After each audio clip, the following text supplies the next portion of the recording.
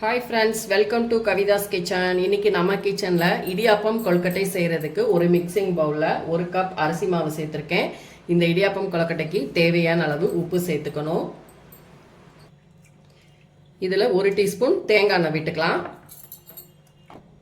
நான் நல்லா தண்ணி கொதிக்க வச்சு எடுத்து வச்சுருக்கேன். இப்போ நம்ம சுடு தண்ணி ஊற்றி மாவை நல்லா இடியாப்பத்துக்கு பிசைஞ்சுக்கலாம். நல்லா தண்ணி சூடு பண்ணி சேர்த்துக்கோங்க.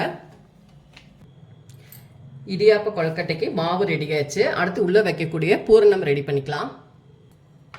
ஒரு மிக்சிங் பவுலில் 1/2 கப் நான் தேங்காய் எடுத்திருக்கேன். அதே போல் 1/2 கப் அளவுக்கு பொடித்த வெல்லம், இது கூடவே ஒரு 1/2 டீஸ்பூன் அளவுக்கு ஏலக்காய் தூள் சேர்த்துட்டு இப்போ இந்த பூரணத்தை நம்ம மிக்ஸ் பண்ணி எடுத்துக்கலாம்.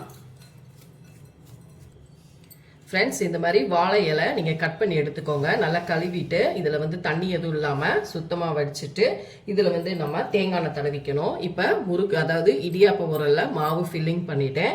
இப்போ நம்ம சென்டரில் இடியாப்பம் புழிஞ்சுக்கலாம். இடியாப்பம் பிழிஞ்சிட்டோம். இப்போ நம்ம இந்த ஸ்டஃபிங், இந்த பூர்ணம் ரெடி பண்ணி வச்சோம் பார்த்தீங்களா, அதை நம்ம இப்படி வச்சிடணும். ரொம்ப ஓரத்தில் வச்சிடாதீங்க, கொஞ்சம் சென்டரில் வச்சுக்கோங்க. அப்போ தான் நம்ம இலையோடு மடிக்கும் போது கரெக்டாக இருக்கும். இப்போ இதை அப்படியே நம்ம எடுத்து இப்படியே மடிச்சிடணும். இப்படியே மடித்து நம்ம இட்லி அண்டால வேக வச்சுக்கணும். இதே போல் எல்லாத்தையும் நம்ம ரெடி பண்ணி வேக வச்சு எடுத்து இட்லி பாத்திரத்தில் நம்ம இடியாப்ப கொழுக்கட்டையை வச்சு இந்த மாதிரி நம்ம ஃபோல்ட் பண்ணி உள்ளே வச்சாச்சு. இப்போ இது 10லேருந்து 15 நிமிஷம் வெந்ததுக்கு அப்புறம் நம்ம எடுத்து பார்த்துக்கலாம். ஃப்ரெண்ட்ஸ், இப்போ பாருங்க, நான் இட்லி பாத்திரத்துலேருந்து அப்படியே இலையோடு எடுத்து வச்சுட்டேன். உங்களுக்கு பார்க்கும் பொழுதே தெரியும் எவ்வளோ பர்ஃபெக்டாக வந்திருக்குன்னு. பாருங்க, எவ்வளோ சூப்பராக இருக்கு. கண்டிப்பாக நீங்களும் இந்த ரெசிபியை ட்ரை பண்ணி பாருங்க. குழந்தைங்களுக்கு செஞ்சு கொடுங்க. இந்த மாதிரி டிஃப்ரெண்ட்டாக நல்லா விரும்பி சாப்பிடுவாங்க. இந்த ஓரங்கள்லாம் பாருங்க எவ்வளோ சூப்பராக வந்திருக்கு. எம்மியா இருக்கு. கண்டிப்பா ட்ரை பண்ணி பாருங்க. இந்த வீடியோ பிடிச்சிருந்தா லைக் அண்ட் ஷேர் பண்ணுங்க. மறக்காம கவிதாஸ் கிச்சனுக்கு சப்ஸ்கிரைப் பண்ணிக்கோங்க.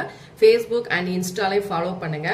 தேங்காய் எண்ணெய் ஊற்றி பிணைஞ்சுக்கோங்க. அப்பதான் நல்லா சாஃப்டாகவும் டேஸ்டியாகவும் இருக்கும். நல்லா கொதிக்கிற தண்ணி சேர்த்துக்கோங்க. ஓகே ஃப்ரெண்ட்ஸ், அடுத்த வீடியோல உங்களை சந்திக்கிறேன். தேங்க்யூ.